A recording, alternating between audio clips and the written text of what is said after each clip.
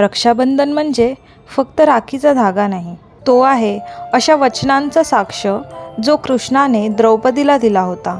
युद्धभूमीवर श्रीकृष्णाने शिशुपालाचा वध केला होता.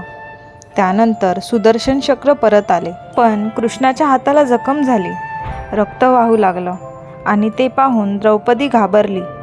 तिने काहीही विचार न करता तिच्या साडीचा तुकडा फाडला आणि कृष्णाच्या हाताला बांधला.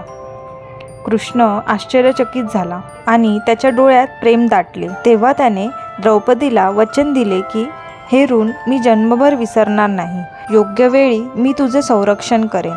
आणि खरोखर जेव्हा द्रौपदीला कौरवांच्या दरबारात अपमानित केलं जात होतं तेव्हा कृष्ण तिच्या मदतीला धावून आला. द्रौपदीच्या साडीला अंत नव्हता आणि तिचं मूल्य राखलं गेलं. हाच तर खरा रक्षाबंधनाचा अर्थ, जिथे रक्ताचं खरं नातं नसतानाही प्रेम, विश्वास आणि रक्षणाचं पवित्र बंधन आहे.